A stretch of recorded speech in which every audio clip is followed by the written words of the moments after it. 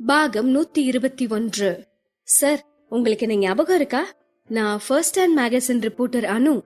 ஏற்கனவே நான் உங்களை இன்டர்வியூ பண்ணிருக்கேன், ஞாபகம் இருக்கா என்று அனு ஆர்வமாக பேசிக்கொண்டே போக கிறிஷிற்கோ ஒரு மாதிரி ஆகிவிட்டது.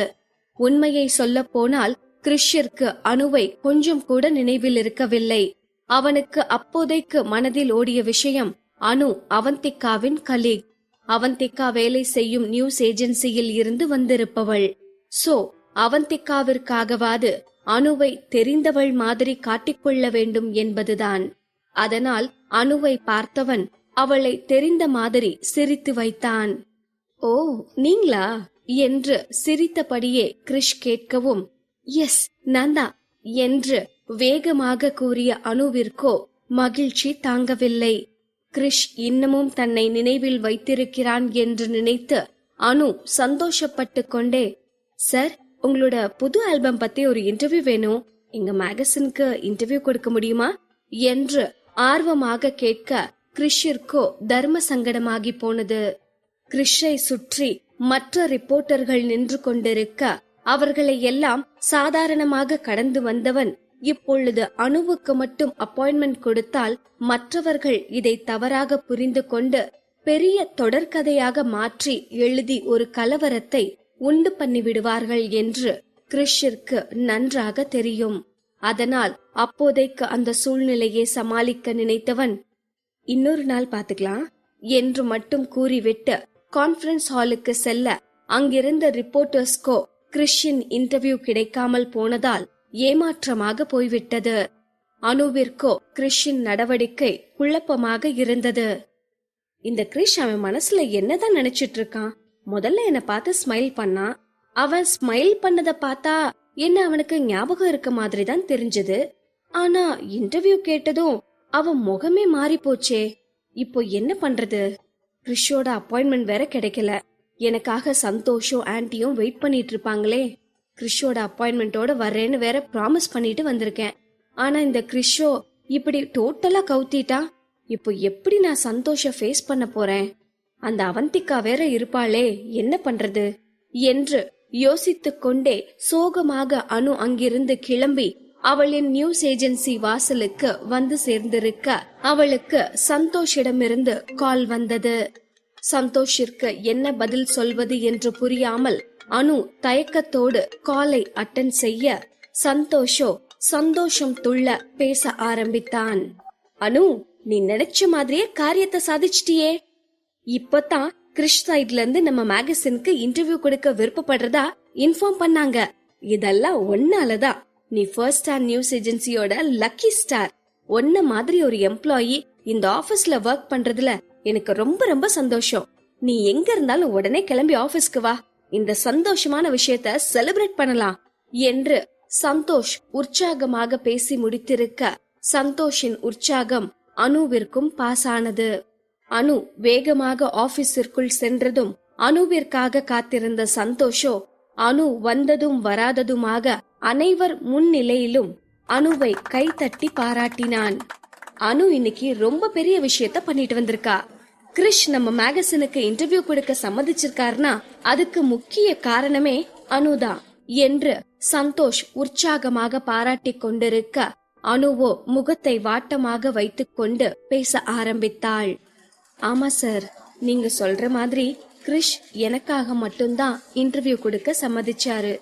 இல்லனா நம்ம மேகசின் மாதிரி ஒரு சாதாரண மேகசினுக்கு, அதுவும் என்ன மாதிரி ரொம்ப சாதாரணமான ஒரு ரிப்போர்ட்டருக்கு அவர் இன்டர்வியூ கொடுக்க சம்மதிப்பாரா என்ன? ஏதோ என்ன அவருக்கு தெரியுங்கிறதுனாலதான் ஓகே சொல்லிருக்காரு. இல்லனா என்ன மாதிரி லோ ப்ரொஃபைல் ரிப்போர்ட்டர் எல்லாம் அவர் பக்கத்துல கூட போக முடிஞ்சிருக்காது என்று அனு ஃபீல் பண்ணி பேசிக் கொண்டிருக்க அவந்திகாவிற்கோ அனுவின் பேச்சில் ஏதோ சரியில்லையே என்பது போல் தோன்றியது. அனு நினைத்த மாதிரி அவளுக்கு வெற்றிதான் கிடைத்திருக்கிறது. ஆனால் அதை கொண்டாடாமல் அவளின் தற்போதைய நிலையை பற்றி இவ்வளவு வெளிப்படையாக பேச தேவையில்லையே. ஆனாலும் அனு இப்படியெல்லாம் பேசுகிறாள் என்றால் நிச்சயம் இதற்கு பின்னணியில் பெரிய பிளான் இருக்கிறது என்று அவந்திகாவிற்கு புரிந்திருந்தாலும் அது என்ன பிளான் என்றுதான் அவந்திகாவால் கண்டறிய முடியவில்லை. அவந்திகா அனுவின் பிளானை பற்றி யோசித்துக் கொண்டிருக்க அவந்திகாவிற்கு சிரமம் கொடுக்காமல் அனுவின் பிளான் அடுத்த சில நொடிகளிலேயே அம்பலமாக ஆரம்பித்தது. அனு பேசியதை கேட்டு பதறிப்போன சந்தோஷ், என்ன அனு, எதுக்கு இப்படியெல்லாம் பேசுற? இந்த ஏஜென்சில நீ ஒரு முக்கியமான எம்ப்ளாயி தான். அதுவும் டீம் 2க்கு நீ தானே சீஃப் எடிட்டர். அப்படி இருக்கும்போது நீயே ஏன் உன்னை லோவா நினைச்சுக்கிற? உன்னோட இந்த எண்ணத்தை போக்க நான் என்ன பண்ணணும்? வேணும்னா இப்பவே உனக்கான டீமை நீ செலக்ட் பண்ணிக்கோ. ஆல்ரெடி இங்க இருக்கிறவங்களா இருந்தாலும் ஓகே, இல்ல நியூவா எடுக்கிறதுனால ஓகே. உன் டீமுக்கு யார் வேணுமோ அவங்கள செலக்ட் பண்ணு. இப்போவே அவங்கள உன் டீமுக்கு அனுப்பி வைக்கிறேன் என்று சந்தோஷ் கூறிய பிறகுதான் அவந்திகாவிற்கு அனுவின் திட்டம் இதுதான் என்று தெளிவானது.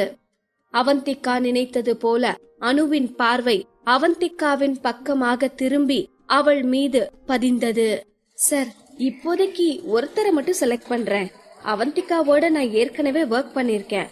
சோ அவந்திகா என் டீம்ல இருந்தா பெட்டரா இருக்கும்னு நினைக்கிறேன் என்று அனு கூறவும் அடுத்த நொடியே சந்தோஷ், அவ்வளவுதானே அவந்திகா, இப்பவே நீ அனுவோட டீமுக்கு ஷிஃப்ட் ஆகிக்கோ. டீம் 2க்கு அனு தான் சீஃப் எடிட்டர். சோ அனு என்ன சொல்றாளோ அதை கேட்டு நடந்துக்கோ என்று அவந்திகாவிற்கு இன்ஸ்ட்ரக்ஷன் கொடுத்த சந்தோஷ் அனுவை பார்த்து, இப்போ ஓகே தானே அனு என்று கூறிவிட்டு அங்கிருந்து கிளம்ப அவந்திகாவிற்கோ திக்கென்று ஆனது.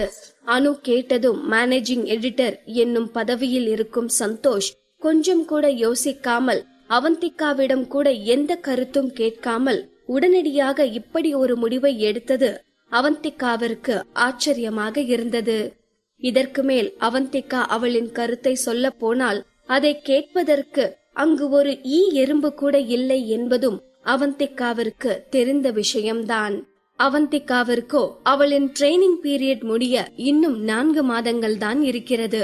1 வருடம் முழுமையாக வேலை செய்தால்தான் ரிப்போர்ட்டருக்கான சர்டிபிகேட்டே அவளுக்கு கிடைக்கும். அப்படி ஒரு இக்கட்டான நிலையில் இருக்கிறாள்.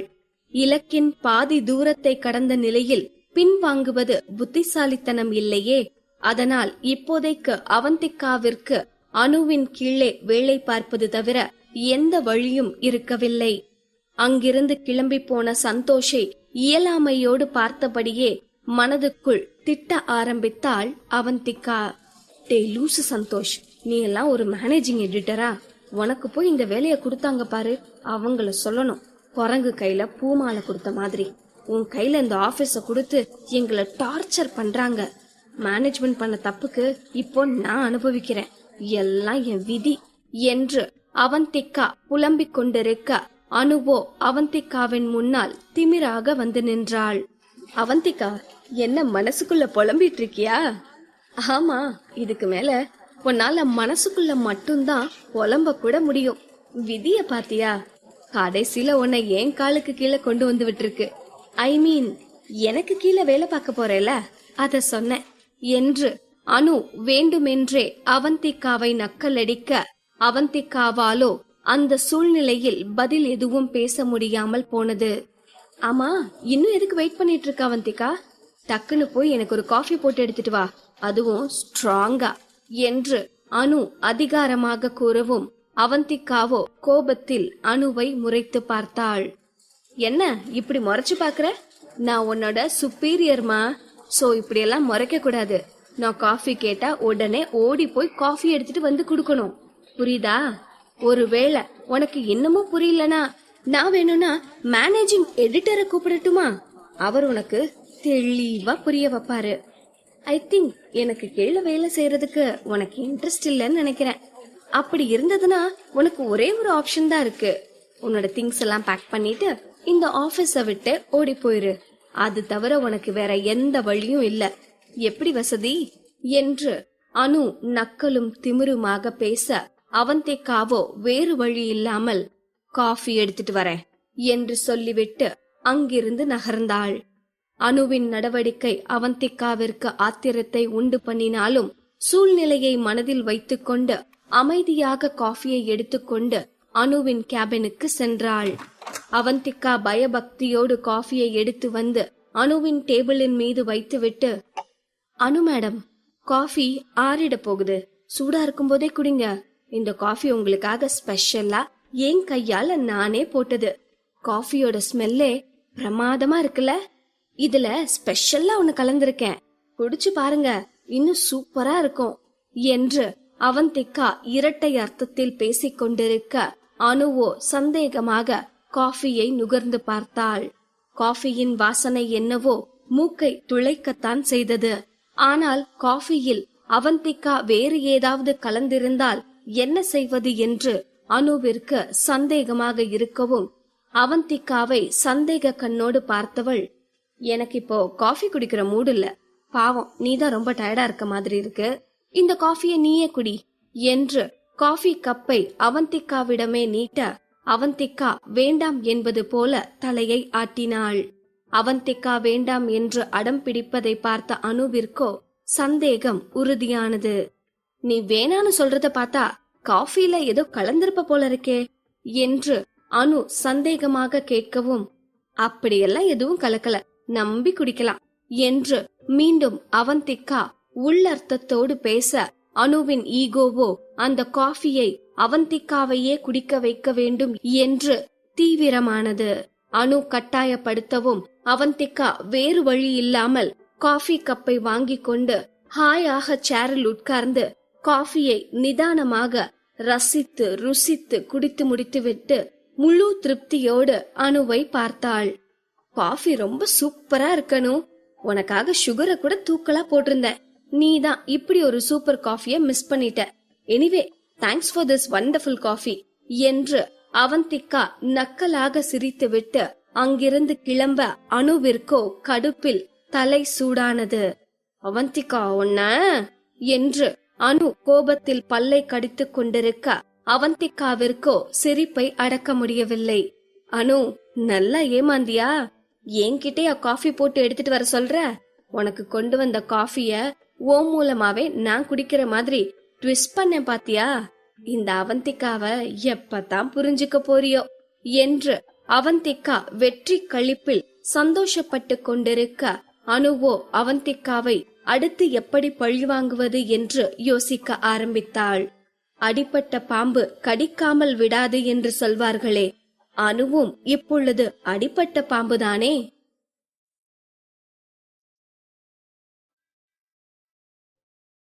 பாகம் 122.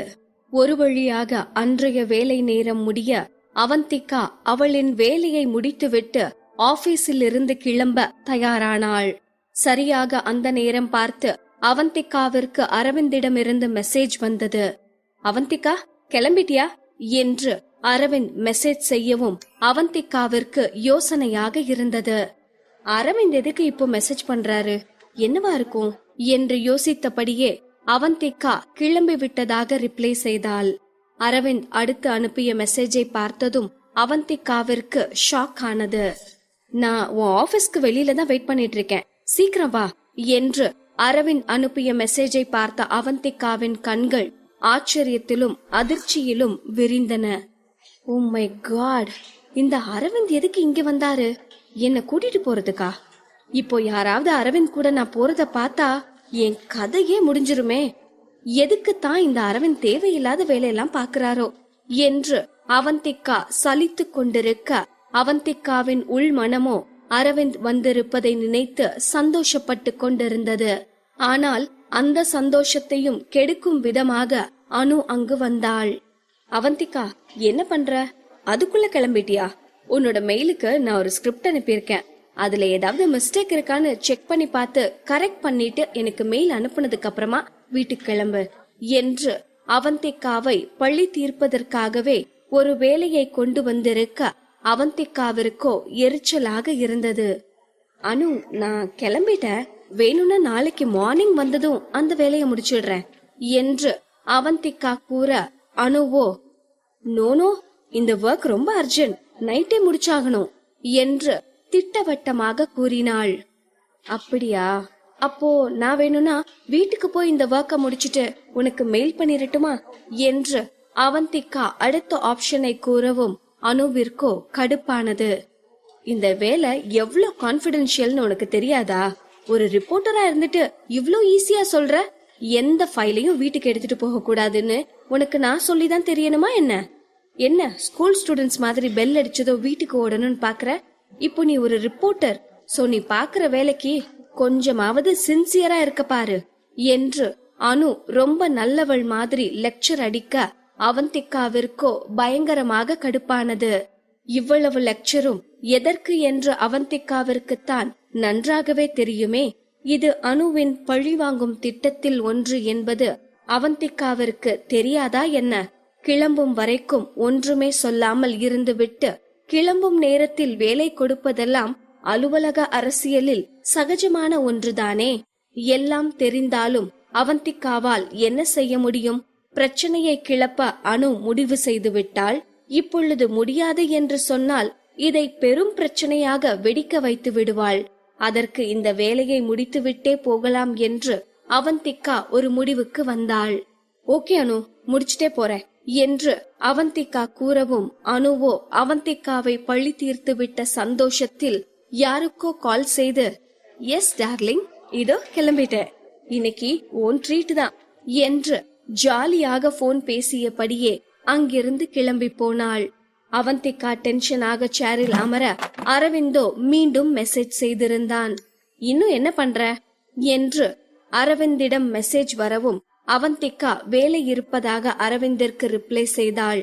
அப்பொழுதும் கூட அரவிந்த் அவந்திகாவை விடுவதாக இல்லை.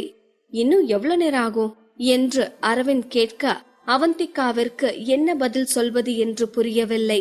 அவளுக்கே இன்னும் எவ்வளவு நேரம் ஆகும் என்று தெரியாதே.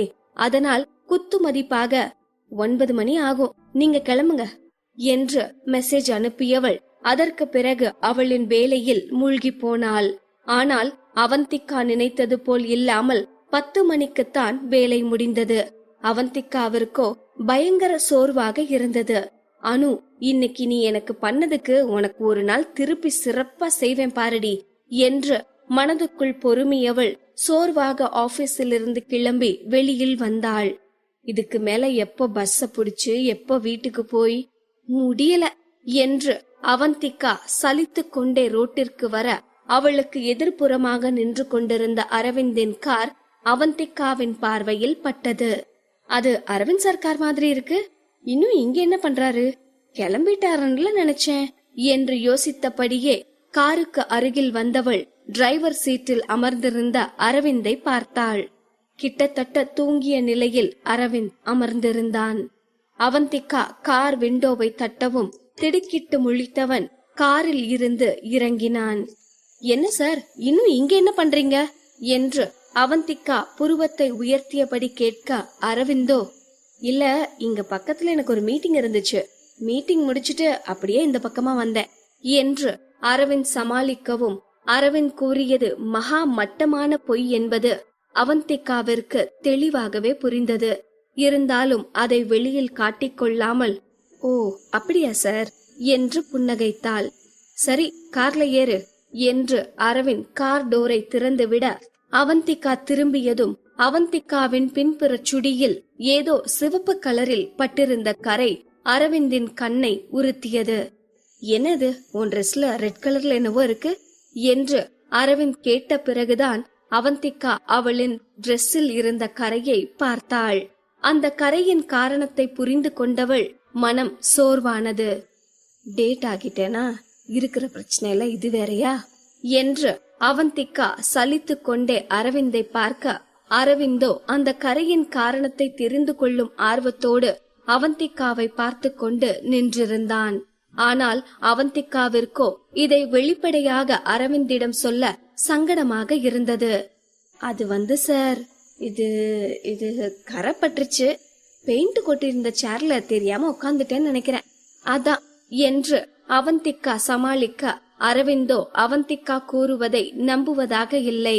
இது பெயிண்ட் கரை மாதிரி தெரியலையே, உண்மையை சொல்லு, இது என்ன கரை என்று அரவிந்த் விடாப்பிடியாக கேட்கவும் அவந்திகா சங்கடப்பட்டு கொண்டே, அது இது தெரிஞ்சுக்கிட்டு நீங்க என்ன பண்ண போறீங்க சார், ஏதோ ஒரு கரை, விடுங்களே, முதல்ல இங்க இருந்து கிளம்பலாம் வாங்க என்று அவந்திகா காரில் ஏற போக அரவிந்த் அவந்திகாவின் கைகளை பிடித்து நிறுத்தினான்.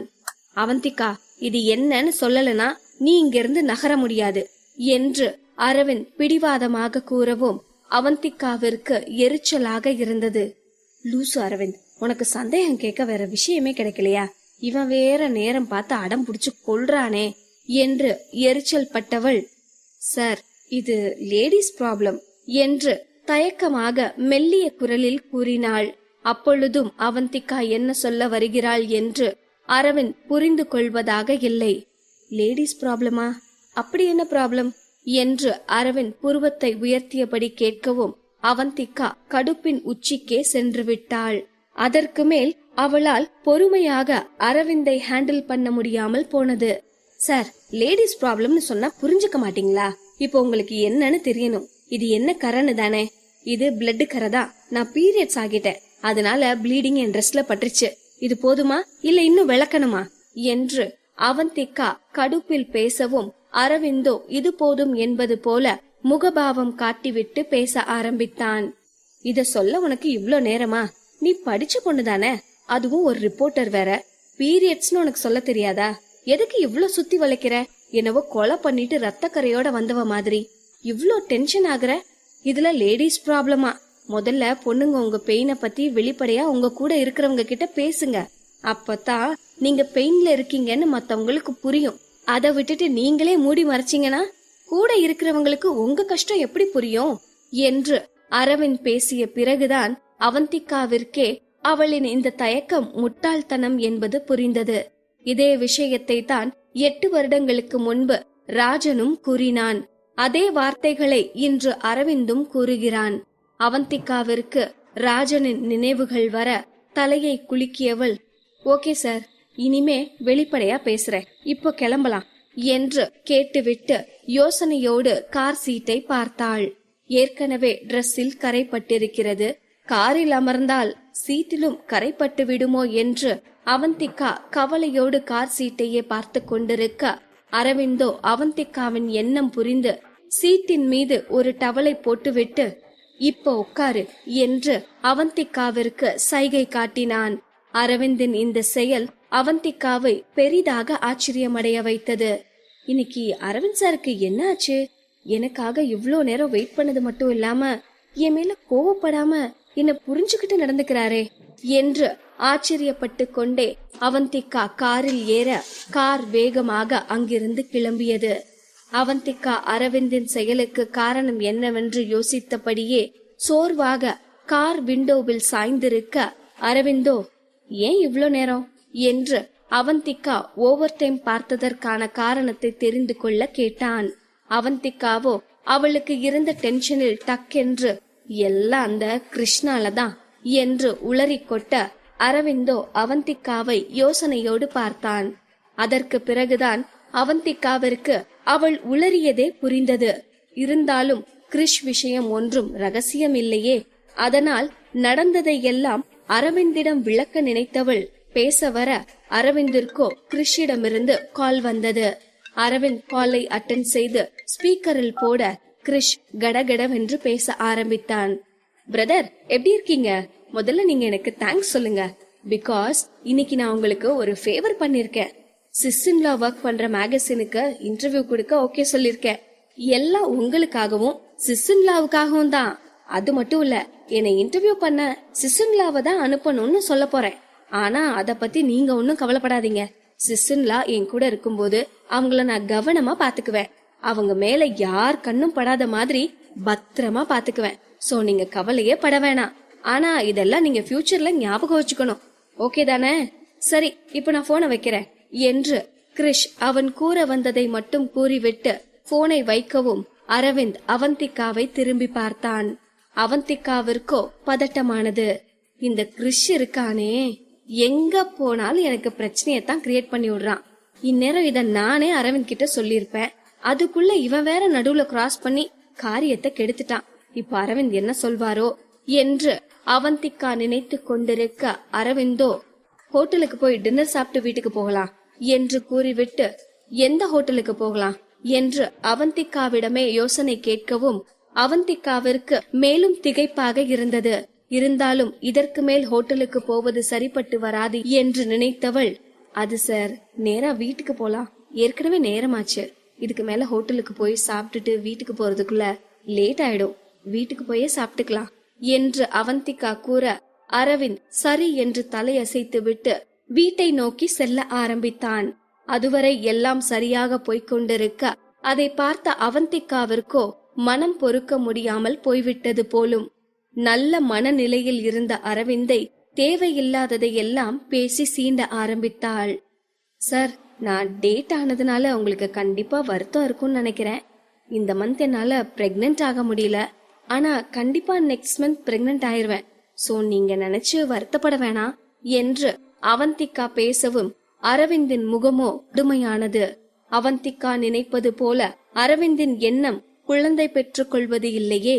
இது தெரியாமல் அவந்திகா வருத்தப்பட்டு கொண்டிருக்க அரவிந்த் கடுப்பாகி காரை வேகமாக ஓட்ட ஆரம்பித்திருந்தான். அதற்கு பிறகு இருவருக்குமான உரையாடல் என்று எதுவும் இல்லாமல் போயிருக்க கார் அரவிந்தின் வீட்டு வாசலில் வந்து நின்றது. அவந்திகா சோர்வாக வீட்டுக்குள் நுழைய ஹாலிலோ மாதவி அவந்திகாவின் வருகைக்காக காத்திருந்தாள். மாதவியை பார்த்த அவந்திகாவிற்கு இப்பொழுது இருக்கும் அவளின் நிலையை நினைத்து கொஞ்சம் சங்கடமாக இருந்தது. இந்த நேரத்துல அத்தை இங்க என்ன பண்றாங்க? அவங்க என் ட்ரெஸ்ல இருக்க கரைய பார்த்தா நான் பிரெக்னென்ட் ஆகலன்னு நினைச்சு வருத்தப்படுவாங்களே. அன்னைக்கு கூட பேர குழந்தைங்க வேணும்னு ஆசையா பேசிட்டு இருந்தாங்க. இப்போ என்ன பண்றது என்று அவந்திகா புலம்பியபடியே வாசலில் நின்றுவிட அரவிந்தோ சும்மா இருக்காமல் அவந்திகாவின் கைகளை பிடித்து கூட்டிக் கொண்டு வீட்டிற்குள் வந்தான். அவந்திகாவோ கடுப்பாக அரவிந்தை பார்த்தாள். அரவிந்த், நேரங்காலம் புரியாம வேலை பார்த்துட்டு இருக்க. கொஞ்ச நேரத்துக்கு முன்னாடிதான் உன்னை நினைச்சு ஆச்சரியப்பட்டேன். ஆனா அதுக்குள்ள இப்படி தத்தி மாதிரி நடந்துக்கிறியே. உன்னை வச்சுக்கிட்டு குடும்பம் நடத்தி எப்படித்தான் நான் குழந்தை பெத்துக்க போறேனோ என்று புலம்பியவள், அவந்திகா, அத்தை உன் ட்ரெஸ்ல இருக்க கரைய பாக்குறதுக்குள்ள ரூமுக்கு போயிரு என்று நினைத்து கொண்டாள். ஆனால் அவந்திகா நினைத்தது என்று நடந்திருக்கிறது இப்பொழுது நடக்க. அவந்திகாவின் எண்ணம் பயனில்லாமல் போனது. பாகம் 123. அவந்திகாவை பார்த்ததும் மாதவி பாசத்தோடு அவந்திகாவை இருக்க கட்டிப்பிடித்து கொண்டாள். பொம்மி, ஒரு வாரமா உன்னை பார்க்காம ரொம்ப கஷ்டமாகிடுச்சு. எப்ப உன்னை பாப்பேன்னு ஏங்கிட்டு இருந்தேன். ஆமா, வேலை விஷயமா நீ வெளியில தங்கி இருக்கிறதா அரவிந்த் சொன்னானே, வேலை எல்லாம் முடிஞ்சதா என்று மாதவி அக்கறையோடு விசாரிக்க அவந்திகா மாதவிக்கு பதில் கூற ஆரம்பித்தாள். அந்த வேலை நேத்தே முடிஞ்சது அத்தை, நேத்தே வீட்டுக்கு வந்துட்டேன் என்று அவந்திகா கூறவும் மாதவியின் முகமோ வாடியது. அவந்திகாவின் தோளில் மெதுவாக ஒரு அடி வைத்தவள், நேத்து வந்திருக்க, என்ன பாக்கணும்னு உனக்கு தோணலையா? அப்போ நான் தான் உன்னை எப்ப பாப்பேன்னு காத்து கிடந்திருக்கேன். உனக்கு என்ன பாக்கணும்னு தோண கூட இல்ல, அப்படித்தானே என்று மாதவி கோபித்துக் கொள்ளவும் அவந்திகா பதட்டமாகி வேகமாக சாரி கேட்டாள். ஐயோ அத்தை, அப்படி இல்ல, உங்களை பார்க்காம எனக்கும் தான் வருத்தமா இருந்துச்சு. எப்போ உங்களை பாப்பேன்னு நானும் வெயிட் பண்ணிட்டு தான் இருந்தேன். நேத்து நைட்டு தான் அத்தை வீட்டுக்கே வந்தேன். ரொம்ப டயர்டா இருந்துச்சு, அதான் வந்ததும் தூங்கிட்டேன். இன்னைக்கு காலையில வரலான்னு பார்த்தா என் ஆபீஸ்ல இருந்து கால் வந்துச்சு. உடனே கிளம்பி வர சொல்லிட்டாங்க. பாருங்க, இப்ப கூட எத்தனை மணிக்கு வந்திருக்கேன்னு.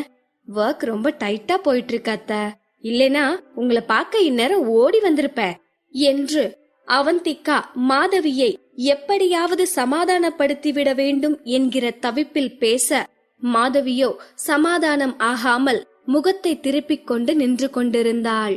அத்தை, பிளீஸ் என்ன நம்புங்க என்று அவந்திகா தனது காதை பிடித்துக் கொண்டு, சாரி அத்தை, இனிமே இப்படி நடக்காது, பிளீஸ் அத்தை என்று கெஞ்சவும் தான் மாதவி மனம் இறங்கினாள். சரி, இந்த ஒரு முறை விடுறேன், இதுக்கு மேல இப்படி நடக்க கூடாது என்று மாதவி அவந்திகாவிற்கு மறு வாய்ப்பு கொடுக்கவும் அவந்திகா உற்சாகமானாள். கண்டிப்பா அத்தை, இதுக்கு மேல இப்படி நடக்காது. இப்போ கோபம் போச்சுதானே, கொஞ்சம் சிரிங்களே என்று அவந்திகா மாதவிக்கு கிச்சு கிச்சு மூட்ட மாதவியோ சிரிக்க ஆரம்பித்தாள். பொம்மி, போதும் விடு என்ன என்று அவந்திகாவை நிறுத்தியவள், ஆமா, வேலை முடிய இவ்ளோ நேரமா? மணி எத்தனை ஆகுது? இவ்ளோ நேரமா வேலை இருக்கும்? 10 மணி வரைக்கும் என் மருமகளை வேலை வாங்குறது யாரு? அவங்க யாருன்னு சொல்லு பொம்மி, அவங்கள ஒரு கை பாத்துடுறேன் என்று மாதவி மாமியார் பாசத்தில் பேசவும் அவந்திகாவிற்கு சிரிப்பு வந்தது. அத்தை, அப்படி மட்டும் நீங்க ஏதாவது பண்ணீங்க அப்புறம் என்ன வேலைக்கே வேணான்னு வீட்டுக்கே திருப்பி அனுப்பிடுவாங்க என்று அவந்திகா சிரித்து கொண்டே கூற, மாதவியோ, அப்படி மட்டும் அனுப்பட்டும், நான் என் மருமகளை ஏன் கூடவே வச்சு நாள் முழுக்க பத்திரமா பாத்துக்கிறேன் என்று அவந்திகாவின் கைகளை பிடித்து தடவி கொடுத்தாள் மாதவி. அரவிந்தோ இந்த மாமியார் மருமகள் பாசத்தை பொறாமையோடு சோஃபாவில் அமர்ந்தபடி வேடிக்கை பார்த்து கொண்டிருந்தான். மாதவியும் அவந்திகாவும் இப்படி பாச மழையை பொழியும் போதெல்லாம் அரவிந்திற்கு அவனையும் அறியாமல் பொறாமை உணர்வு எட்டி பார்க்கத்தான் செய்தது. அதற்கு மேலும் இவர்களின் பாச மழையை பொறுத்து கொள்ள முடியாதவனாய் இருவரையும் விலக்க நினைத்தவன், அம்மா, அவந்திகாவை விடுங்க, அவ போய் ஃப்ரெஷ் ஆகிட்டு வரட்டும், அவளுக்கு இன்னைக்கு பீரியட்ஸ் என்று விஷயத்தை போட்டு உடைக்க அவந்திகாவிற்கோ திக் என்று ஆனது. எதை இவ்வளவு நேரமாக மாதவிக்கு தெரிய வேண்டாம் என்று மறைக்க நினைத்தாளோ அதையே அரவிந்த் சர்வசாதாரணமாக கூறியிருக்க அவந்திகாவிற்கோ என்ன செய்வது என்றே புரியவில்லை. அரவிந்த் அப்படி கூறியதும் மாதவியின் முகம் மாறியது. என்னம்மா, அரவிந்த் சொல்றது உண்மையா? அப்போ நீ பிரெக்னண்டா இல்லையா என்று மாதவி ஏமாற்றம் அடைந்த தவிப்பில் கேட்கவும் அவந்திகாவிற்கு சங்கடமாக இருந்தது. எப்படி இருந்தாலும் அவந்திகா இப்பொழுது பிரெக்னண்டாக இல்லை என்பது மாதவிக்கு தெரியத்தான் போகிறது. ஆனால் அதை இவ்வளவு வெளிப்படையாக உடைத்து கூற அவந்திகா விரும்பியிருக்கவில்லை. ஆனால் இப்பொழுது வேறு வழி இல்லையே. அரவிந்த் உண்மையை கூறிய பிறகு இதற்கு மேலும் மறைத்து வைத்து பயனில்லை என்று உணர்ந்த அவந்திகா தயக்கத்தோடு ஆம் என்று தலையாட்டினாள். அத்தை, அது சாரி அத்தை, நீங்க எவ்வளோ ஆசையா இருந்தீங்கன்னு எனக்கு தெரியும். இருந்தாலும் என்னால இந்த மாசம் உங்க ஆசைய நிறைவேற்ற முடியல. ஆனா கூடிய சீக்கிரம் நான் பிரெக்னன்ட் ஆகிருவேன், நீங்க கவலைப்படாதீங்க என்று அவந்திகா திக்கி திணறி பேசிக் கொண்டிருக்க மாதவியோ பதில் எதுவும் பேசாமல் சோகமாக நின்று கொண்டிருந்தாள். மாதவியின் சோகமான முகத்தை பார்த்த அவந்திகாவிற்கோ குற்ற உணர்வே வந்துவிட்டது. அவந்திகா அரவிந்தை திருமணம் செய்ததற்கு காரணமே அவனுக்கு குழந்தை பெற்றுக் கொடுக்க வேண்டும் என்கிற அக்ரிமெண்ட் பேரில்தான்.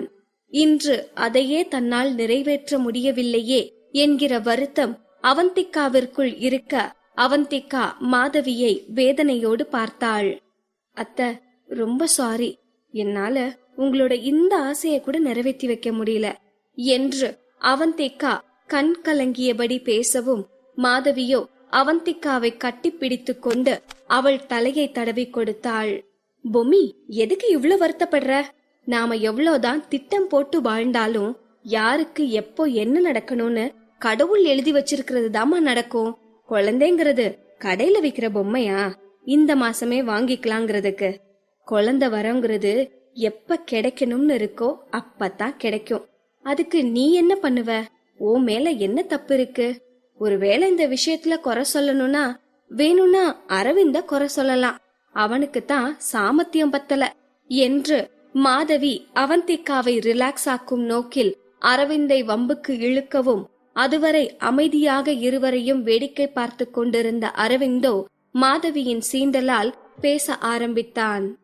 அம்மா, திஸ் இஸ் டூ மச் என்று அரவிந்த் கடுப்பாக கூறவும் மாதவியோ அரவிந்தை மேலும் சீண்ட ஆரம்பித்தாள். என்ன டூ மச்? உனக்கு வாய்தான் அரவிந்த், ஆனா செயல்ல ஒன்னும் இல்ல என்று மாதவி வேண்டுமென்றே அரவிந்தை குறை கூற இதை கேட்டு அரவிந்த் கடுப்பாக மாதவியை பார்க்கவும் அவந்திகாவிற்கோ சிரிப்பு வந்தது. அவந்திகா சிரிப்பதை பார்த்த பிறகுதான் மாதவிக்கு நிம்மதியானது. அப்பா, சிரிச்சிட்டியா?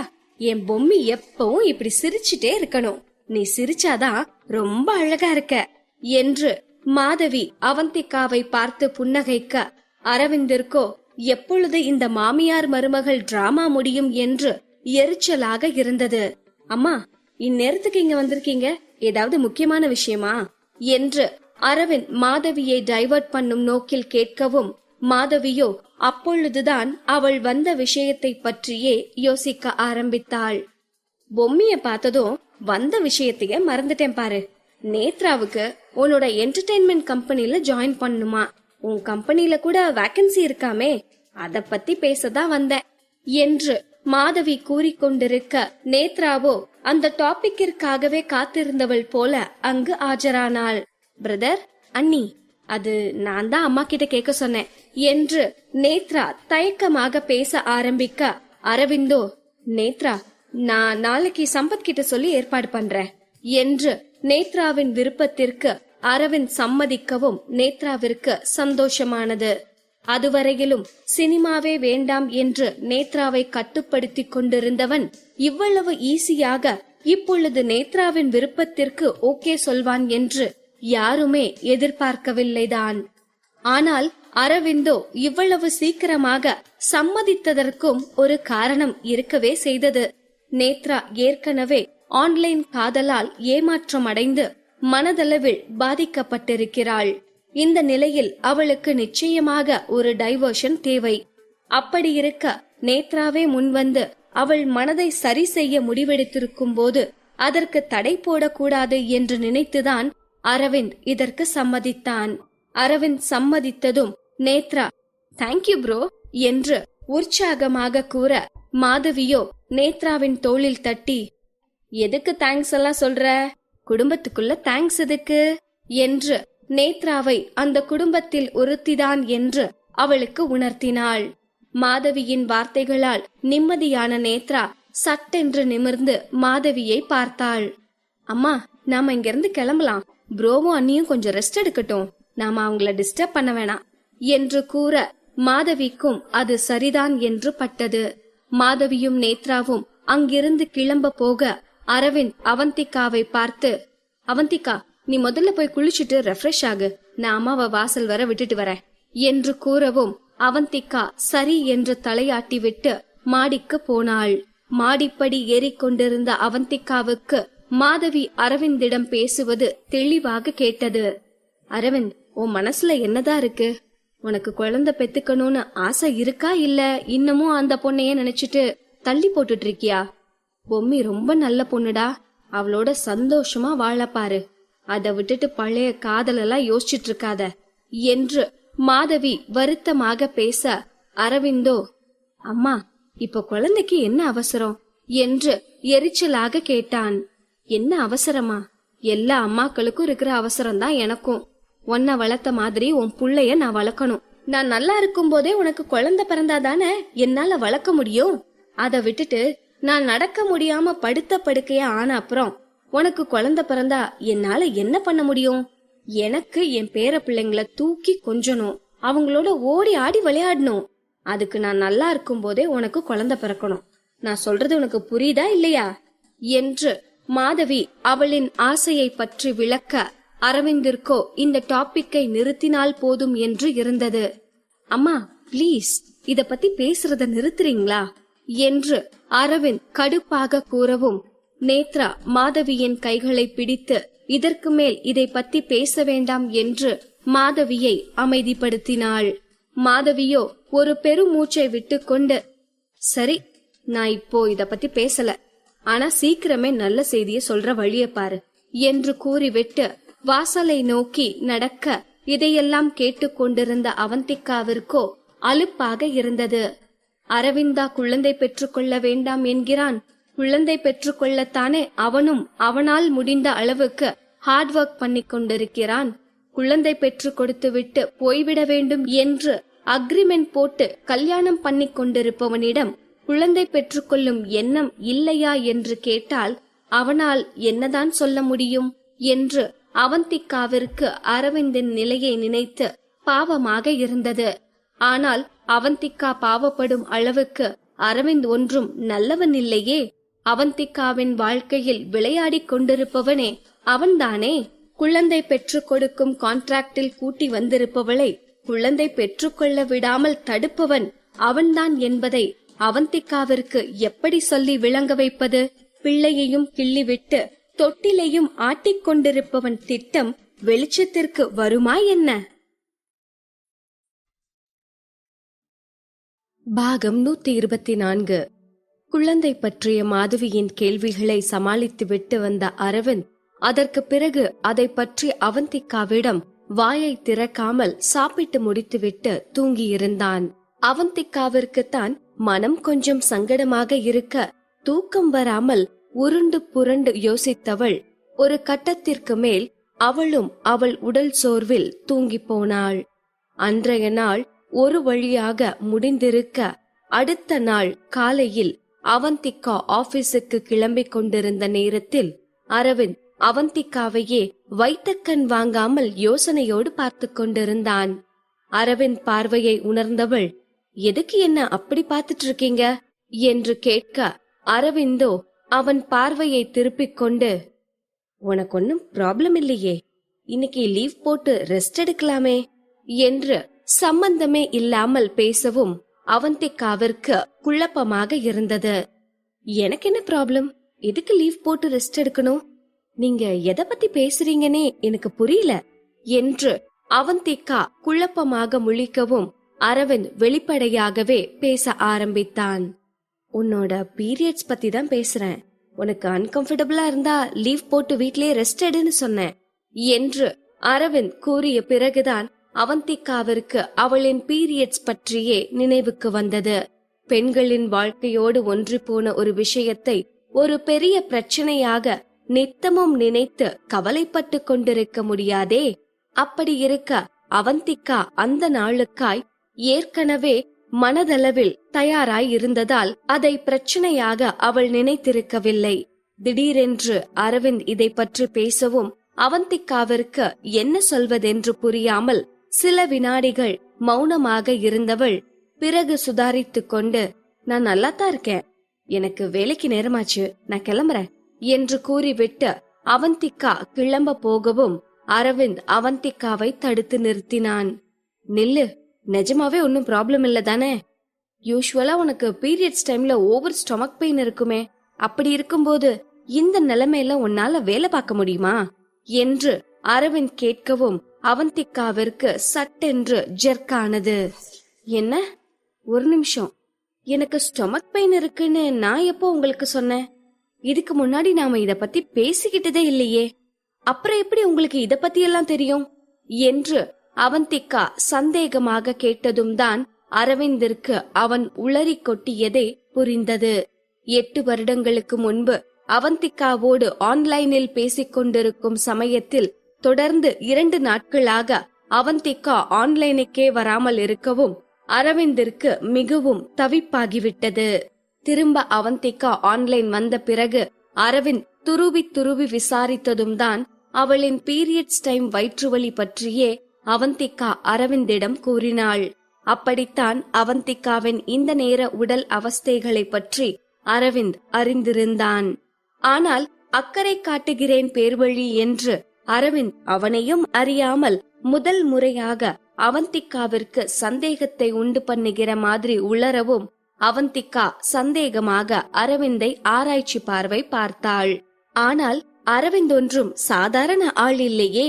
அதனால் அவந்திகாவின் கேள்வியில் டக்கென்று சுதாரித்துக் கொண்டவன், இது என்ன கேள்வி, பொதுவா இந்த டைம்ல லேடிஸ்க்கு ஸ்டொமக் பெயின் வரும்னு கேள்விப்பட்டிருக்கேன், அதான் உனக்கும் பெயின் இருக்கான்னு கேட்டேன் என்று சமாளிக்கவும் அவந்திகாவும் அரவிந்த் கூறியதை உண்மை என்று நம்பிக்கொண்டு, ஓ அப்படியா, ஆனா எனக்கு அப்படியெல்லாம் ஒன்னும் பெயின் இல்ல, எல்லாம் பழகிருச்சு, சோ டோன்ட் வரி, என்னால நல்லாவே வேலை பார்க்க முடியும், உங்க சந்தேகம் தீர்ந்ததுன்னா நான் இப்ப கிளம்பட்டுமா, எனக்கு ஏற்கனவே லேட் ஆச்சு என்று அவந்திகா கிளம்பவும் அரவிந்தும் ஹால் வரை அவந்திகாவின் பின்னாலேயே வந்தான். ஹாலுக்கு வந்தவளோ பிரேக்ஃபாஸ்ட் சாப்பிடாமல் வெளியில் கிளம்ப போக அரவிந்த் பாய்ந்து வந்து அவந்திகாவின் கையை பிடித்து நிறுத்தினான். நினைச்சேன் நீ இதத்தான் பண்ணுவேன்னு நினைச்ச, இந்த டைம்ல சாப்பிடாம போனா எப்படி உன்னால வேலை பார்க்க முடியும் என்று அரவிந்த் அக்கறை வழிய கேட்க அவந்திகாவிற்கோ அரவிந்தின் செயல் வினோதமாக தோன்றியது. அரவிந்த் சார், இன்னைக்கு உங்களுக்கு என்னதான் ஆச்சு, எதுக்கு இப்படி எல்லாம் பண்றீங்க, எனக்கு இப்போ பசிக்கல, பசிச்சா நான் போற வழியில சாப்பிட்டுக்கிறேன், என்ன விடுறீங்களா, எனக்கு லேட் ஆச்சு என்று அவந்திகா அவசரமாக கூறவும் அரவிந்தோ அவந்திகா சொல்வதையெல்லாம் காதில் போட்டு கொள்ளாமல் அவள் கையை பிடித்து இழுத்து கொண்டு போய் டைனிங் டேபிளின் முன் அமர வைத்தான். இங்க பாரு, வயிறு ஃபுல்லா சாப்பிட்டுதான் நீ இங்க இருந்து கிளம்பணும், இல்லனா இன்னைக்கு நான் உன்னை வீட்டை விட்டே வெளியில விட மாட்டேன் என்று அரவிந்த் குழந்தை மாதிரி அடம் பிடிக்கவும் அவந்திகாவிற்கு அழுகையே வருவது போல் இருந்தது. நேற்றுதான் அனுவின் டீமிற்கு அவந்திகா மாற்றலாகி இருக்கிறாள். இதில் அடுத்த நாளே லேட்டாக ஆபீஸுக்கு போனால் அவந்திகாவை என்ன பண்ணி பழி தீர்க்கலாம் என்று காத்து கொண்டிருக்கும் அனுவிற்கு அது சாதகமாகிவிடுமே என்று அவந்திகா பதறிக்கொண்டிருக்க, அரவிந்தோ இந்த ஆபீஸ் கூத்தை பற்றியெல்லாம் எனக்கு கவலை இல்லை என்பது போல் அவந்திகாவின் பிளேட்டில் அவன் இஷ்டத்திற்கு இட்லியை அள்ளி வைத்துக் கொண்டிருந்தான். சார், எதுக்கு இவ்ளோ வைக்கிறீங்க? இதே பிளேட்ல நாம 2 பேரும் சேர்ந்து சாப்பிட போறோமா? அதான் 2 பேருக்கான சாப்பாட்டையும் இந்த பிளேட்லயே வைக்கிறீங்களா என்று அவந்திகா கிண்டலாக கேட்கவும், அரவிந்தோ அவந்திகாவின் தலையில் ஒரு கொட்டு வைத்தான். என்ன ஜோக்கா? எனக்கு சிரிப்பு வரல. இது நீ சாப்பிடுறதுக்கு தான். இந்த பிளேட்ல இருக்கிற எல்லாத்தையும் சாப்பிட்டு முடிச்சுட்டு தான் நீ எந்திரிக்கணும் என்று அரவிந்த் கண்டிப்பான குரலில் கூறிவிட்டு அவந்திகாவையே பார்த்து கொண்டு அமர்ந்திருக்க, அவந்திகாவிற்கோ ஐயோ என்று இருந்தது. இந்த அரவிந்த் அக்கறைக்கு ஒரு அளவில்லாம போச்சே. இவ்ளோ சாப்பிட்டுட்டு என்னால எழுந்து நடக்கவே முடியாது. சாப்பிட்டுட்டு குட்டியான மாதிரி படுத்து தூங்க வேண்டியதுதான். இதுல எங்க நான் ஆபீஸ்க்கு போய் வேலை பாப்பேன்? அரவிந்த் சார், இது உங்களுக்கே ஓவரா இல்லையா? எதுக்கு என்ன சோறு போட்டு கொள்றீங்க என்று அவந்திகா புலம்பிக் கொண்டே தட்டில் இருக்கும் இட்லிகளை வெடிகுண்டு என்னும் ரேஞ்சுக்கு பயத்தோடு பார்த்தவாறு வேண்டா வெறுப்போடு சாப்பிட்டு கொண்டிருக்க, அரவிந்தோ அவந்திகா சாப்பிட சாப்பிட மேற்கொண்டு இருக்கும் இட்லியையும் வைத்துக் கொண்டே இருக்கவும் அவந்திகாவிற்கு மரண பீதியானது. அந்த நேரம் பார்த்து அவந்திகாவை காப்பாற்றுவதற்கெனவே அரவிந்தின் போனுக்கு யாரோ கால் செய்திருக்கவும், மிச்சம் வைக்காம சாப்பிடணும், நான் போன் பேசிட்டு வந்துடுறேன் என்று சைகை செய்துவிட்டு அரவிந்த் போன் எடுத்துக்கொண்டு அந்த பக்கமாக போய்விடவும் தான் அவந்திகாவிற்கு கொஞ்சம் நிம்மதியானது.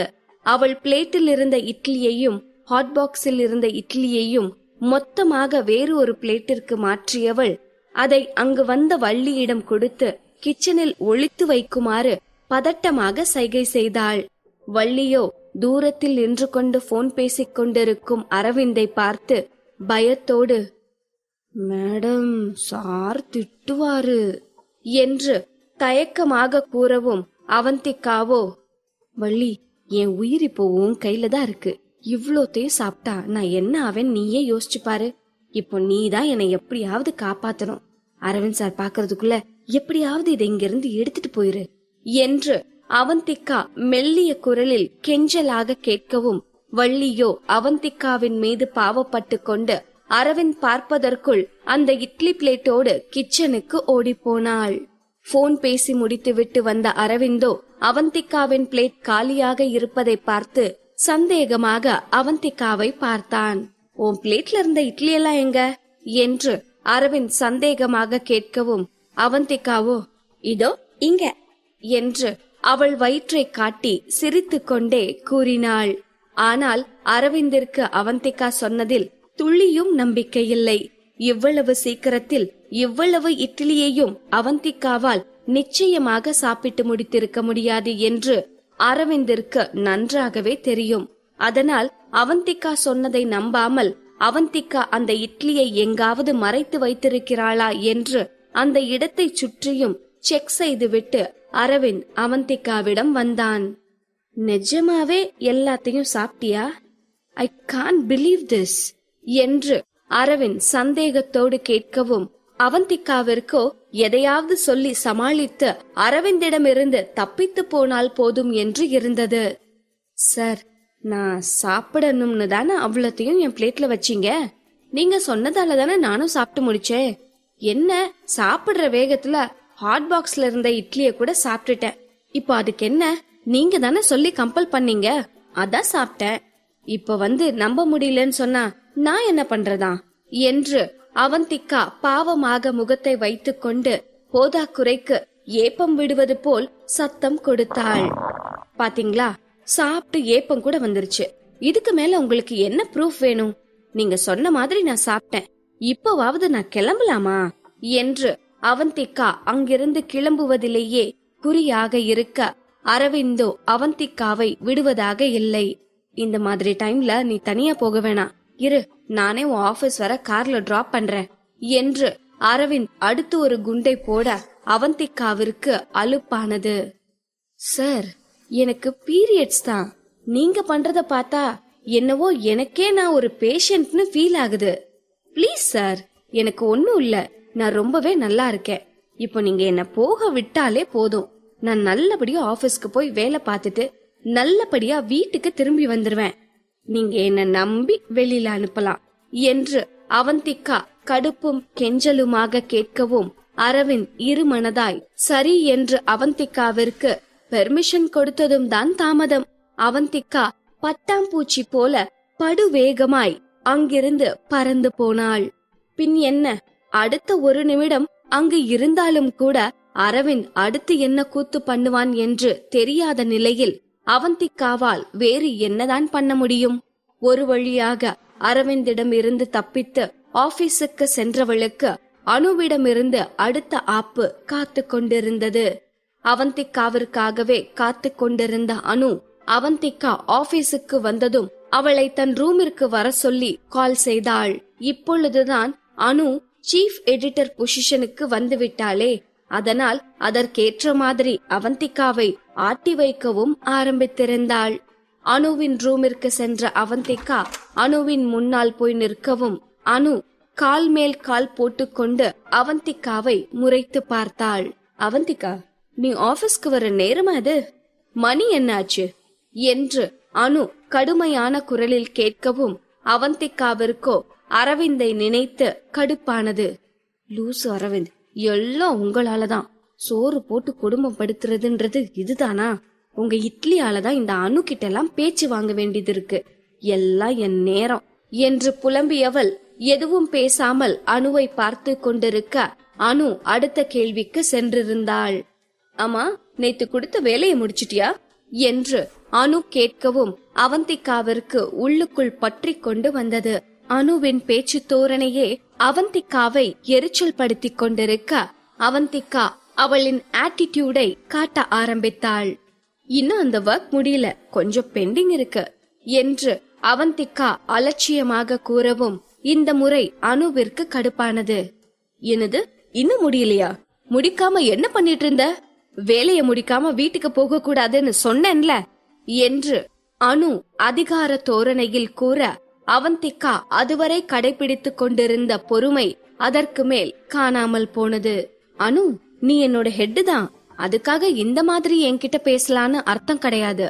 ஃபர்ஸ்ட் ஒன்னு புரிஞ்சுக்கோ, வேலைய முடிக்காம வீட்டுக்கு போக கூடாதுன்னு என்னோட ஜாப் கான்ட்ராக்ட்ல எந்த கண்டிஷனும் இல்ல. ஆனாலும் அந்த வேலை ஏன் ரெஸ்பான்சிபிலிட்டின்னு நினைச்சுதான் நேத்து நானா 10 மணி வரைக்கும் ஆபீஸ்லயே இருந்து வேலை பார்த்துட்டு போனேன். சோ மைண்ட் யுவர் வேர்ட்ஸ் என்று அவந்திகா கட் அண்ட் ரைட்டாக பேசவும், அனுவால் அந்த விஷயத்தை பற்றி அதற்கு மேல் பேச முடியாமல் போனது. இருந்தாலும் அவள் அனுவாயிற்றே, அவந்திகாவிற்கு வாய்த்த வில்லியாயிற்றே. அதற்கு மேலும் அனு சும்மா இருப்பாளா என்ன? அவந்திகாவை பழி தீர்க்கும் அடுத்த திட்டத்தை ஏற்கனவே தீட்டி முடித்திருந்தாள். அவந்திகாவோ அனுவின் திட்டம் புரியாமல் அனுவின் வாயை அடக்கி ஆயிற்று என்று நிம்மதிப்பட்டு கொண்டிருக்க, அவந்திகாவின் சோதனை நாள் ஆரம்பமானது.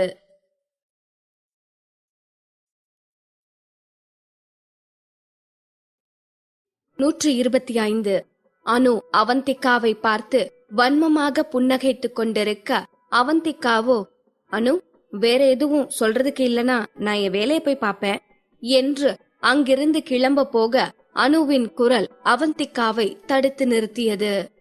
அவந்திகா, வெயிட், உன்கிட்ட சொல்றதுக்கு ஒரு முக்கியமான விஷயம் இருக்கு. இன்னைக்கு மார்னிங் ஆக்ட்ரஸ் மேனகாவோட ஒரு இன்டர்வியூ இருக்கு. அவங்கள நீ தான் இன்டர்வியூ பண்ணணும். அவங்க ஸ்டே பண்ணிருக்க ஹோட்டலோட லொகேஷனை உனக்கு சென்ட் பண்றேன். Interview time 11 o'clock. சோ சீக்கிரம் கிளம்பி அங்க போ என்று கூறிவிட்டு அனு லொகேஷனை சென்ட் பண்ணியதும் அவந்திகா அவளின் போனை எடுத்து பார்த்தாள். அனு அனுப்பிய லொகேஷன் அவளின் ஆபீஸில் இருந்து ரொம்பவே தொலைவில் இருந்தது. இந்த டிராபிக்கில் அந்த இடத்திற்கு போக எப்படியும் 2 மணி நேரத்துக்கு மேலேயாவது ஆகும். மணி ஏற்கனவே 9 தாண்டி இருந்தது. அப்படி இருக்க 11 மணிக்குள் அங்கு போவது என்பது சாத்தியமில்லை என்று தெரிந்திருந்தாலும் அவந்திகாவிற்கு வேறு ஆப்ஷன் இருக்கவில்லை. இது அனுவின் சதிதான் என்று தெரிந்திருந்தும் அதற்கு மேல் அதை பற்றி பேசி நேரத்தை வீணடிக்க விரும்பாதவளாய் அவந்திகா அங்கிருந்து அவசரமாக கிளம்பி அந்த டிராபிக்கில் அடித்து பிடித்து கொண்டு அனு சென்ட் பண்ணிய லொகேஷனுக்கு போய் சேர்ந்திருந்தாள். ஹோட்டலின் என்ட்ரன்ஸிற்கு சென்றதும் வாட்சை பார்த்தவள் மணி 10:50 என்று காட்டவும் பெருமூச்சு விட்டு கொண்டாள். இருந்தாலும் ரிப்போர்ட்டர்ஸ் இன்டர்வியூக்கு அரை மணி நேரத்துக்கு முன்பே போய்விடுவதுதான் சரியான முறையாக இருக்கும். அதை விட்டுவிட்டு செலிபிரிட்டியை காத்திருக்க செய்தால் அது வேறு மாதிரி பிரச்சனைகளை இழுத்துவிடும் என்பது அவந்திகாவிற்கு தெரிந்திருந்தாலும் அப்பொழுது அவளுக்கு வேறு வழி இருக்கவில்லையே. கடைசி நேரத்தில் வேண்டுமென்றே அனு அவந்திகாவிற்கு விரித்திருக்கும் வலைதானே இந்த இன்டர்வியூ. அப்படி இருக்க அவந்திகாவால் என்னதான் செய்ய முடியும்? அடுத்து என்ன நடக்குமோ என்று பயந்தபடியே ஹோட்டலுக்குள் நுழைந்த அவந்திகா மேனகா இருக்கும் ரூமிற்கு முன் போய் நின்றாள். அவள் நெற்றியில் இருந்து வழிந்தோடும் வியர்வையை துடைத்துக் கொண்டவள் சில வினாடிகள் கண்களை மூடி அவளை அசுவாசப்படுத்திக் கொண்டு ரூம் கதவை தட்டினாள். ரூம் கதவை தட்டிய சில வினாடிகளுக்கு பிறகு கதவு திறக்கப்பட்டது. மேனகாவின் மேனேஜர் தான் கதவை திறந்தாள். மேனகாவின் மேனேஜரை பார்த்து புன்னகைத்த அவந்திகா, சாரி மேடம், கொஞ்சம் லேட் ஆயிடுச்சு, ஹெவி டிராபிக், அதனாலதான் என்று மேனேஜரிடம் பேசியபடியே மேனகாவிற்கு அருகில் போய் நிற்க மேனகாவின் கோபமான பார்வை அவந்திகாவின் மீது படர்ந்தது.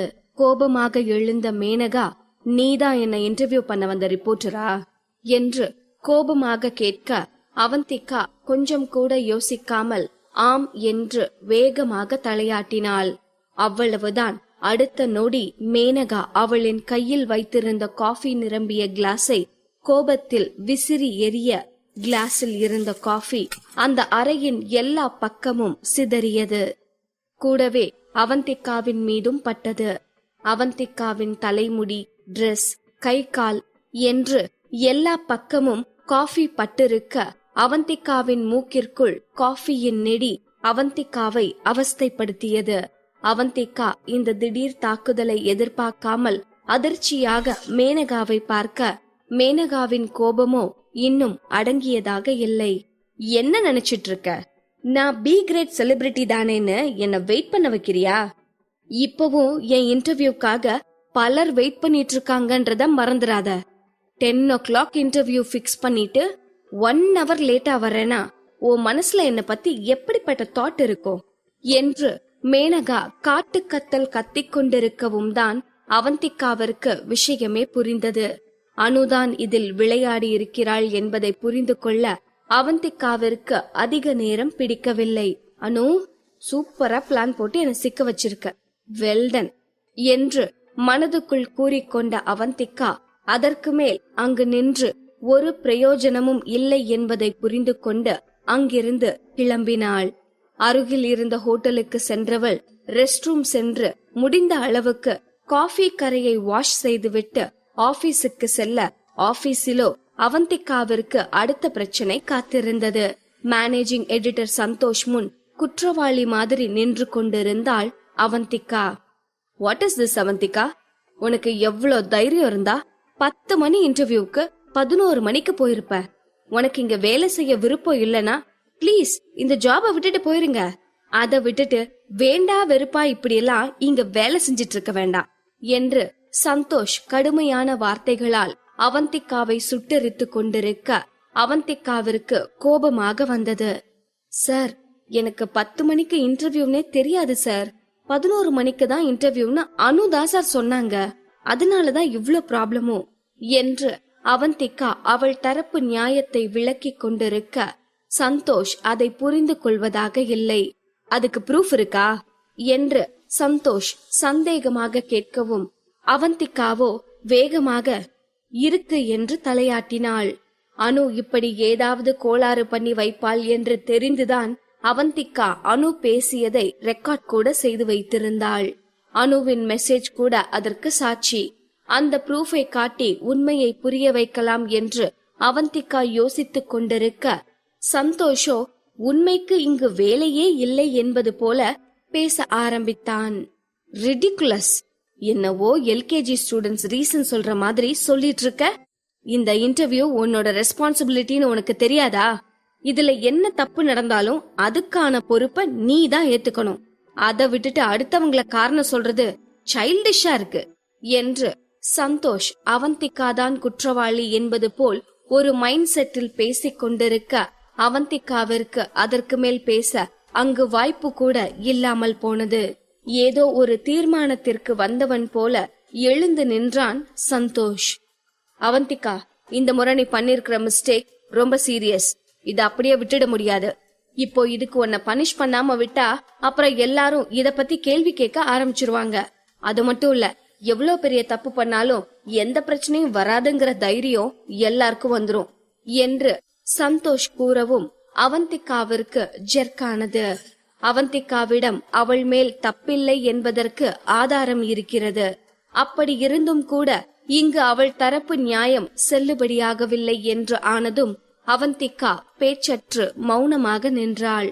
அதற்கு பிறகுதான் சந்தோஷ் அவனின் சுயரூபத்தை காட்ட ஆரம்பித்தான். அதுவரை கடுமையாக இருந்த சந்தோஷின் முகம் சட்டென்று இலகியது. அவந்திகாவை பார்த்து புன்னகைத்தபடியே அவந்திகாவிற்கு அருகில் வந்தவன், இங்க பாரு அவந்திகா, இதெல்லாம் பெரிய விஷயமே இல்ல. நீ கொஞ்சம் என்னோட அட்ஜஸ்ட் பண்ணி போனேனா இதெல்லாம் தூசு மாதிரி ஊதி தள்ளிடுவேன். இப்போ இந்த சிச்சுவேஷன்ல என்னால மட்டும்தான் உனக்கு ஹெல்ப் பண்ண முடியும் என்று சந்தோஷ் உள்நோக்கத்தோடு பேச, அவந்திகாவிற்கு சந்தோஷின் எண்ணம் தெளிவாக புரிந்தது. அவந்திகாவை நெருங்கி வந்தவன், நீ இந்த ஏஜென்சிக்காக நிறையவே ஹார்ட் ஒர்க் பண்ணிருக்க. ஆனா ஹார்ட் ஒர்க் மட்டும் எல்லா நேரத்திலயும் ஹெல்ப் பண்ணிடாத அவந்திகா என்று பேசிக்கொண்டே சந்தோஷ் அவந்திகாவின் தோள் மீது கை வைக்க போக, அவந்திகா சட்டென்று 2 அடி தள்ளி நின்று கொண்டு அருவருப்போடு சந்தோஷை பார்த்தாள். அவந்திகா இப்படி எதிர்வினையாற்றவும் சந்தோஷின் கண்கள் கோபத்தில் சிவந்தது. அவனின் முகம் கருத்தது. அவந்திகா, உன்கிட்ட நான் நல்ல விதமா நடந்துக்கும் போதே ஆப்பர்ச்சுனிட்டியை யூஸ் பண்ணிக்கோ, இல்லனா ரொம்ப பெரிய விபரீதத்தை சந்திக்க வேண்டியது வரும் என்று சந்தோஷ் எச்சரிக்கை செய்ய, அவந்திகாவோ எதற்கும் மசிவதாக இல்லாமல் மௌனமாக நின்று கொண்டிருந்தாள். அவந்திகாவின் அமைதி சந்தோஷை மேலும் கோபமூட்டியது. ஓஹோ, உனக்கு அவ்வளோ அழுத்தமா? இருக்கட்டும், நீ இப்படி ஒரு முடிவுக்கு வந்துட்டேனா இதுக்கு மேல நடக்கிறதுக்கு நான் பொறுப்பு இல்ல. நீ இப்பவே கிளம்பி உன் வீட்டுக்கு போய் உனக்கு என்ன பனிஷ்மெண்ட் கிடைக்கும்னு யோசிச்சு வெயிட் பண்ணிட்டு. ஆனா ஒன்னு மட்டும் சொல்றேன், நான் உன்னை அவ்வளோ ஈஸியா விட்டுற மாட்டேன். உன்னை ஒன்னும் இல்லாம பண்றேனா இல்லையான்னு பாத்துட்டே இரு. நான் யாருன்னு கூடிய சீக்கிரத்துல உனக்கு புரியும். அப்புறம் இன்னொரு விஷயம், மேனகாவோட இன்டர்வியூவை ஸ்பாயில் பண்ணதுக்கான நஷ்ட ஈடையும் நீ தர வேண்டியது வரும். சோ எல்லாத்துக்கும் தயாராயிரு என்று சந்தோஷ் அவன் எதிர்பார்த்தது கிடைக்காத ஆத்திரத்தில் வன்மத்தோடு பேசிக் கொண்டிருக்க, அவந்திகாவோ அவனின் மிரட்டலுக்கெல்லாம் பயப்படாமல் அந்த அறையில் இருந்து வெளியேறினாள். அவந்திகா சந்தோஷின் ரூமிலிருந்து வெளியே வரவும் அவந்திகாவிற்காகவே காத்திருந்தவள் போல அனு அவந்திகாவின் முன்னால் வந்து நின்றாள். என்ன அவந்திகா, உள்ள உனக்கு நிறைய ரிவார்ட் கிடைச்சிருக்கு போல. என்ன ரொம்ப ஹாப்பியா? நான் தான் சொன்னனே உன்னை இந்த ஆபீஸ்ல இருந்து சீக்கிரமாவே விரட்டி அடிப்பேன்னு. அது இன்னைக்கு நடந்துருச்சா? அதுக்குதான் யார்கிட்ட எப்படி நடந்துக்கணும்னு யோசிச்சு ஆட்டிடியூட் காட்டணும். இல்லாட்டி இப்படிதான். உன்னை பார்த்தா பாவமா இருக்கு அவந்திகா என்று அனு நக்கல் அடித்து உச்சு கொட்டவும் அவந்திகாவோ மனம் தளராமல் பதிலடி கொடுக்க ஆரம்பித்தாள். அனு, சொல்ல போனா நீதான் பாவம். நான் இந்த ஆபீஸ்க்கு வந்ததுல இருந்து எங்க நான் முன்னேறிடுவேணும்னு யோசிச்சு நீ ஒரு வேலையும் பார்க்காம ஓசியிலேயே சம்பளம் வாங்கிட்டு இருக்க. உனக்கு ஒரு சீக்ரெட் சொல்லட்டுமா? நான் இந்த ஆபீஸ்ல இருந்து வெளியே போனாலும் நீ உருப்பட போறதில்ல. கொஞ்சம் கூட முன்னேறாம நீ இப்படியே தான் இருக்க போற. இதே மாதிரிதான் வர்றவங்க போறவங்க மேலெல்லாம் பொறாமப்பட்டுக்கிட்டு இந்த இடத்துலயே தான் நின்னு சதி பண்ணிட்டு இருப்ப. ஆனா நான் அப்படி இல்ல. எங்க போனாலும் என்னோட திறமை அதிகமாகுமே தவிர குறைஞ்சிடாது. சூரியனை மேகம் மறைச்சு ஒளிச்சு வச்ச மாதிரிதான் ஆரம்பத்துல தெரியும். ஆனா சூரியனோட வெப்பத்தையோ ஒளியையோ யாராலையும் ஒளிச்சு வைக்க முடியாதுங்கிறது தானே உண்மை. சூரியன் மாதிரிதான் அனு நானும். இது தற்புகழ்ச்சிதான். இருந்தாலும் உன்ன மாதிரி முட்டாளுக்கு தெளிவா சொன்னா தானே புரியும். அதான் பிராங்காவே சொல்றேன், இனியாவது புரிஞ்சுக்கோ என்று அவந்திகா போல்டாக பேச, அவந்திகாவின் பேச்சை கேட்டு ஒரு வினாடி அனுவுக்கே ஆடித்தான் போனது. இருந்தாலும் சமாளித்துக் கொண்டவள், அவந்திகா, ஓவர் இமேஜினேஷன் உடம்புக்கு ஆகாது. யாரு நீ, சூரியனா? இது உனக்கே ஓவரா தெரியல என்று அனு நக்கலாக சிரிக்கவும், அனு வெயிட் பண்ணி பாரு, இது இமேஜினேஷனா உண்மையான்னு அப்ப உனக்கு புரியும் என்று கெத்தாக பேசிய அவந்திகா அதே தோரணையோடு அங்கிருந்து கிளம்பி ஆபீஸின் என்ட்ரன்ஸிற்கு வந்து சேர்ந்தாள். அவந்திகாவிற்கு ஒரு விஷயம் நன்றாகவே தெரியும். சந்தோஷிற்கும் அனுவிற்கும் இடையில் ஒரு ரிலேஷன்ஷிப் ஓடிக்கொண்டிருக்கிறது என்பது. அப்படி இருக்க அவந்திகா என்னதான் ஆதாரத்தோடு அனுவின் மீதான குற்றத்தை நிரூபித்திருந்தாலும் அனுவின் மீது எந்த நடவடிக்கையும் பாயப்போவதில்லை என்பதும் அவந்திகாவிற்கு தெரிந்த விஷயம்தான். என்னதான் அவந்திகாவிற்கு எல்லாமே தெரிந்திருந்தாலும் இப்பொழுது அவளுக்கு நடந்திருப்பது அநீதிதானே. அதை அவளால் எப்படி அவ்வளவு எளிதாக கடந்து போக முடியும்? இத்தனை நாளாக அனுவை பொறுத்து கொண்டு அவந்திகா இந்த அலுவலகத்தில் வேலை செய்ததே பெரிய விஷயம்தான். ஆனால் இவ்வளவு நடந்த பிறகும் ரிப்போர்ட்டர் சர்டிபிகேட்டுக்காக இதற்கு மேலும் அவந்திகாவால் இவர்களோடு போராட முடியும் என்று தோன்றவில்லை. அதற்கான அத்தனை வாய்ப்பையும் அவந்திகா முழுதாக இழந்திருந்தாள். என்னதான் அனுவின் முன் கெத்தாக பேசிவிட்டு வந்திருந்தாலும் அவந்திகாவிற்குள் சொல்ல முடியாத பயமும் பதட்டமும் அவள் மனதை ஆக்கிரமித்திருந்தது. ஒரு பக்கம் வேலைக்காக அட்ஜஸ்ட்மெண்ட் செய்து கொள்ள வற்புறுத்தும் சந்தோஷ், இன்னொரு பக்கம் பொறாமையால் என்ன வேண்டுமானாலும் செய்யும் மனநிலையில் இருக்கும் அனு. கடைசியில் இவர்களின் கெட்ட எண்ணத்திற்கு பலியானது அவந்திகாதானே. எந்த தவறும் செய்யாத அவளுக்குத்தானே தண்டனை கிடைத்திருக்கிறது. இந்த அநியாயத்தை அவந்திகாவால் தாங்கிக் கொள்ள முடியவில்லை. இவர்களை ஒன்றுமே செய்ய முடியாதா என்று அவந்திகாவின் மனம் தவியாய் தவித்துக் கொண்டிருக்க, அதெப்படி ஒன்றுமே செய்ய முடியாமல் போகும் என்பது போல அவந்திகாவிற்கு வழிகாட்டவே அங்கு வந்து சேர்ந்தான் கிரிஷ். ஆனால் வழக்கமாக அவந்திகாவிற்கு இம்சை கொடுக்கும் கிரிஷ் இந்த முறை என்ன செய்ய காத்திருக்கிறான் என்று யாருக்கு தெரியும்? லீலைகள் செய்பவன் கிருஷ்ணன் என்றாலும் கரம் தந்து காப்பதிலும் அவன் வல்லவனாயிற்றே. கிருஷ்ணன் பேரில் பாதியை கொண்ட கிரிஷிற்கு அந்த குணம் இல்லாமலா போய்விடும்?